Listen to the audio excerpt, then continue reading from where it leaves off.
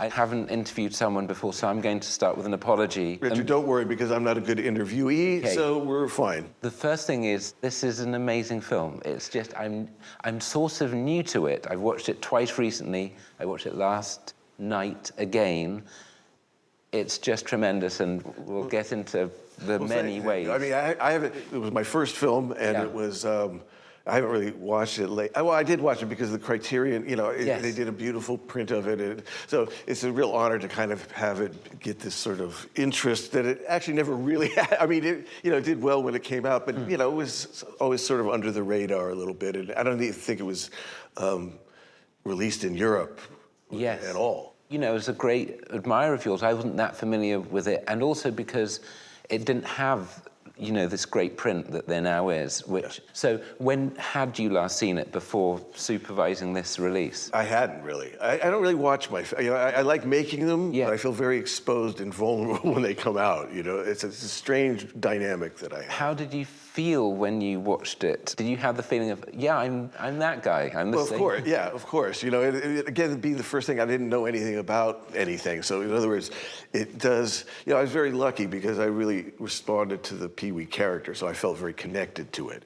A lot of the humor, which, and a lot of the visual, everything, you know, a little bit of animation, you know, which was my background. So how did it come about? How did you get the script? How were you hired to direct it? I spent like a year in Disney, a couple of years, just in a room like Rapunzel, just drawing and doing things that, or making short films that never saw the light of day. You were working there as an animator? Kind of, yeah. I was a bad animator. I worked, you know, I worked on Fox and the Hound, and I was really a bad animator, which helped me, sort of moved me out of that into just doing like design work. So I did some design work on projects that never actually came to light, but I got to sit there and draw whatever I wanted to draw for a year or two. It was a very strange time at Disney because they were really in transition. So, but I got the opportunity to make a short film, which you know, it was kind of unheard of. But Warner Brothers and Paul Reubens saw the film, and you know, because Paul responded well to it, that was how I got the job, really. I had a couple of executives at Warner Brothers that liked the film. It was mainly Paul and the producers that gave me the chance. And I wondered what your discussions were about the character that Paul plays in this, because often people say you've got such an affection for outsiders, but in a way I feel that people who have affection for outsiders are just people who have affection for everyone, including outsiders. Well, yeah, I mean, I never thought of myself that way. I agree with you. You know, you can sort of label it something, and I go like, well, you know, these are the kind of people I respond, and so that's where I felt very comfortable, because I responded to the character, and it was very well scripted, but it was scripted by people who were from improv. So it had a real improv feeling, and a lot of people came from that world. You know, Paul and Phil Hartman and Michael, it reminded me of like working on an animated film where you have like story guys and you kind of sit there and you kind of almost treat it like it's an animated film in a certain way. Yes. So I felt very comfortable in that kind of working environment. And I think he felt that I felt affection for the character, and so I think that's why he felt comfortable with me making the film. And were you aware of working in different genres during the film? Did you go, oh great, I get to do this bit? It was like a little sampler, you know what I mean? Okay, let's make a biker movie. Okay, now we're gonna do a road picture. Now a little bit of a horror movie, a little bit of that, a little bit of that. Yeah, I love that, you know, a little bit of a chase movie. I really got like sort of a little sampler platter of making a film. Were those the kinds of films that you liked when you were younger? What were your first films that you loved most? I was always a B film fan. I mean, I remember going to the Chinese theater and looking at the history of the Academy Award winners, and I go, nope, never seen that, never seen that. But I have seen The Brain That Wouldn't Die, and I have seen, you know, biker movies and blaxploitation films, and that's why you can look at the cast. It's a very high-end beat movie cast list in a funny way. So those are the kind of films that I grew up watching. And in a way, there's a kind of truthfulness to them, and they're not sort of star-dependent. They have to be character and ideas-driven. There's something about the roughness of them, and the sort of handmade, and the kind of not having a lot of money, and all that sort of stuff that sort of goes into the energy of those kind of films. And so, you know, I mean, that's what this was. It was, you know, for a studio movie, it was low budget, and which suited it. You know, it didn't want to be a big thing. You know, it wanted to kind of fly under the radar and be what it was. And do you remember the first day that you shot? Yeah. First day was the bike race. Okay. The first thing in it. Yeah. So, Okay. How did you feel? Well, the thing is, I didn't know anything to be scared. You know what I mean? I was more scared when I got my restaurant job than I got doing it. You know what I mean? So for me, I was lucky because I didn't have a sense of fear. I didn't have a sense of I didn't have a real big feel of an ego or like, I can do this or that or that. I just felt kind of new to the whole thing. So that kind of helped me with my nerves and helped me with not being too overwhelmed with the situation. But I do remember it because it's like I said, it's almost like first love.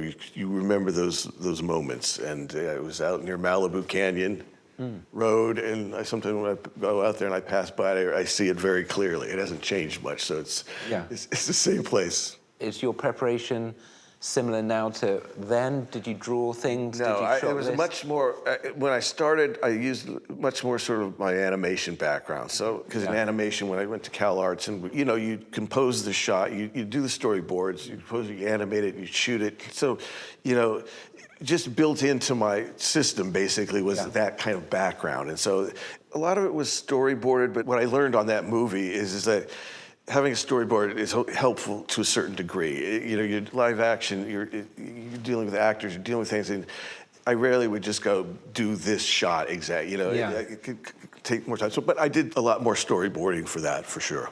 Does feel this when you watch it, you're in the hands of someone who really sees things cinematically in a kind of language where you add two and two up to make another thing. Yeah. Who were the filmmakers that you had in mind that made you feel I could be a director, or did you have that? I didn't really. I felt like I kind of lucked into it because a lot of people will ask me like, "Oh, how did you how do you become a filmmaker? How do you get to do that?" I don't really know. I'm the worst person to ask because I was surprised as anybody. It has a feel of.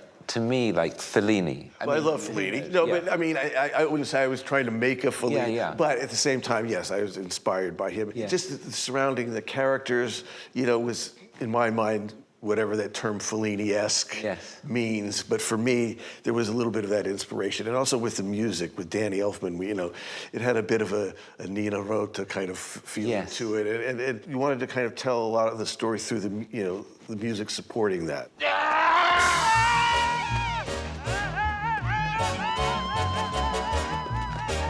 The music, which is great, goes between Nina Rota and sometimes Burton Herman.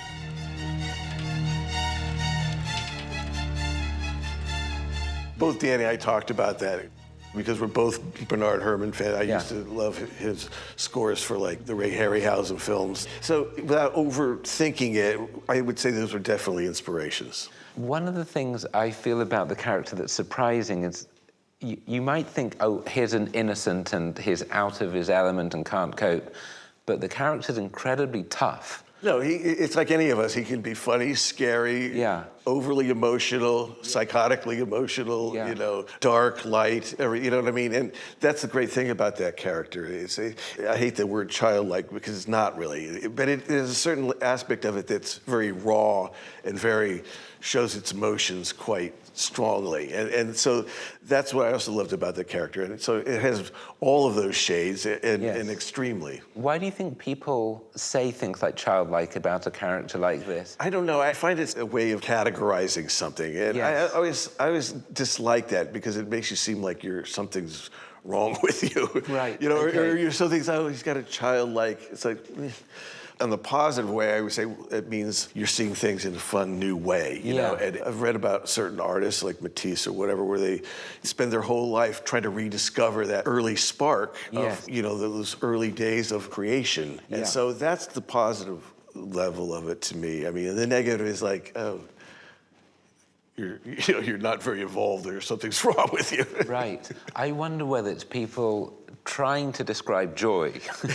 but not quite being able to. Or maybe there's something about just being very close to the character. Yeah. My sense with your films is that you're physically close to them somehow. I feel I'm nearer to them. For me, I had to really identify with the character. It's something, for me to communicate anything to anybody, I had to sort of feel it. So yeah. I always try to feel all the characters and find something that I feel strongly about, because that's the only way that I can help or talk to an actor, help them, is if I feel it and can guide it along, knowing strongly that myself has those feelings.